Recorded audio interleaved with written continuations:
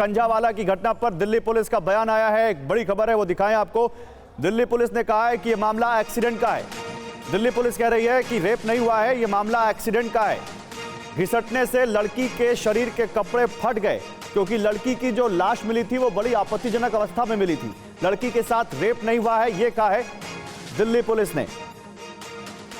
Delhi police का बयान, अफवाह फैलाने वालों पर एक्शन लेंगे। सवाल यह है कि दिल्ली पुलिस उन पर एक्शन कब लेगी? बिल्कुल अफवाह फैलाने वालों पर एक्शन होना चाहिए, लेकिन उन पर एक्शन कब लेगी जिनके ऊपर इस इलाके की सुरक्षा का जिम्मा था। मैम, दिल्ली पुलिस का तो बयान आ गया है कि रेप नहीं है, एक्सीडेंट का मामला है, लेकिन क्या पोस्टमार्टम रिपोर्ट के लिए इंतजार करना चाहिए? निर्मल मैम जी जरूर, पोस्टमार्टम से ही कंफर्म हो पाएगा। पुष्टिकरण तो इसका पोस्टमार्टम से ही होगा और वही लीगली वैलिड भी है कल को कोर्ट में। जब तक पोस्टमार्टम नहीं आता तब तक कयास के आधार पर या दिल्ली पुलिस की ऑब्जर्वेशन के आधार पर ये नहीं कह सकते। ये सिर्फ 10 जर्सी गायों के साथ हर साल 18 लाख कमा रहे हैं। आपको भी ये सीखना है तो फ्रीडम ऐप को अभी डाउनलोड कीजिए। अगर इनफॉर्मली उनको बताया गया है पोस्टमार्टम करने वाले डॉक्टर ने, इवन देन ये कोई आधिकारिक सूचना नहीं है। आधिकारिक सूचना पोस्टमार्टम रिपोर्ट के आने के बाद ही पता लगेगी कि क्या हुआ, क्या उसके साथ कोई दुष्कर्म हुआ या सिंपली घसीटा गया या खाली एक मतलब रैश एंड नेग्लिजेंट ड्राइविंग से कॉजिंग डेथ पर रैश एंड नेग्लिजेंट ड्राइविंग का मामला है। ये सब बातें तो आने के बाद ही स्पष्ट होंगी। लेकिन मैम इसमें एक चीज और यहाँ पर दिख रही है। जैसे आपने कहा कि बड़े मगरूर होते हैं लोग, नए साल के मौके पर ऐसा देखने को मिलता है और वो किसी को कुछ समझते नहीं। इन लोगों का बैकग्राउंड तो ऐसा लग रहा है कि ये मिडिल क्लास या ऐसा कोई बहुत ज्यादा बैकग्राउंड लग नहीं रहा है इनका। उसके बावजूद इस तरह की घटना को अंजाम देना, जो इन्होंने जो इस घटना को अंजाम दिया है, इसका मतलब ये शराब के नशे में धुत हो सकते हैं ऐसा? ऋतु, क्या पुलिस ने दी है?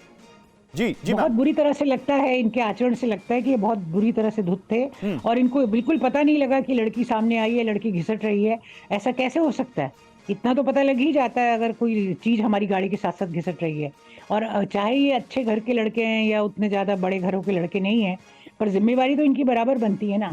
और अगर ये इतने ज्यादा मगरूर होकर नशे में या इवन अदरवाइज नए साल की खुशी में, तो आपको तो सबका ख्याल रखना है। आप राजा ऑफ द रोड तो है नहीं, आप सड़क के राजा तो है नहीं। जो भी सड़क को यूज कर रहे हैं सबका ख्याल आपको रखना है। ये तो एक म्यूचुअल कंसिडरेशन है। इन्होंने उस बेचारी लड़की का ख्याल नहीं रखा एंड उसको बहुत ही खौफनाक, मतलब इतना आप धुत हो गए नशे में, आप इतना जश्न में मगरूर हो गए, आप इतना जश्न में आप मशगूल हो गए कि आपको यह नहीं समझ में आया कि आप किसी की जान की इनडायरेक्टली किसी की जान ले रहे हैं। हो सकता है आपका इंटेंट ना हो, ये तो जांच में सामने आएगा कि इंटेंट था या नहीं था।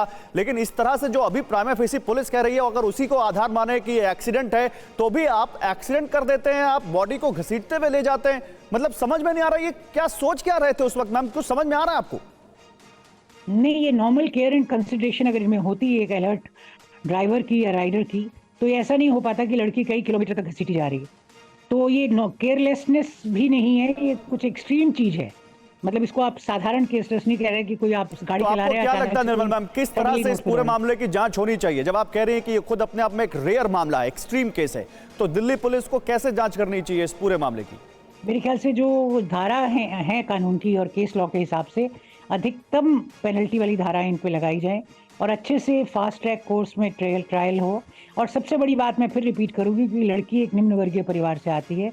मेरी गुजारिश होगी दिल्ली सरकार से और उनसे कि ज़रूर कुछ एक्स ग्रेशिया सैंक्शन करें लड़की के लिए, क्योंकि वो परिवार की बहुत ही इस समय बुरी हालत होगी, इमोशनली, मॉरली, नैतिक रूप से और फाइनेंशियली भी। भूखे बजे न होए को पाला, क्योंकि वो लड़की एक कमाने वाली है, अपना किसी में वेलकम गर्ल का काम कर रही है, जाती है तो पैसे मिलते हैं, नहीं जाती है तो नहीं मिलते हैं, कोई इवेंट होता है तो थोड़े बहुत पैसे मिलते हैं।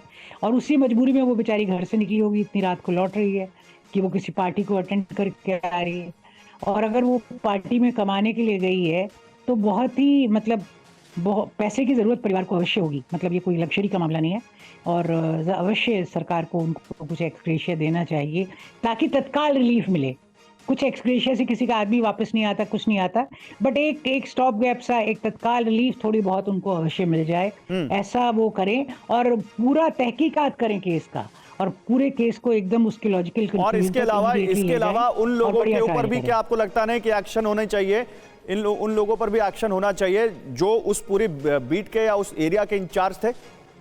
बिल्कुल बिल्कुल। जो भी पेट्रोलिंग के वहाँ थे लोग, जिनके जो पेट्रोलिंग के लिए डिप्यूटेड थे, जिनकी ड्यूटी थी उस समय के, उस कालखंड के दौरान, उस आवर्स के दौरान, उन पर पूर्ण एक्शन होना चाहिए, क्योंकि उनकी जिम्मेवारी थी इसको देखना। और उनको तो पता ही नहीं लगा जब तक किसी राहगीर ने फोन नहीं किया। कोई राहगीर फोन किया तो उनको जी, पता लगा। जी। इसका मतलब वो बिल्कुल भी अलर्ट नहीं थे। बिल्कुल भी अलर्ट नहीं थे। ये सिर्फ 10 जर्सी गायों के साथ हर साल 18 लाख कमा रहे हैं। आपको भी ये सीखना है तो फ्रीडम ऐप को अभी डाउनलोड कीजिए।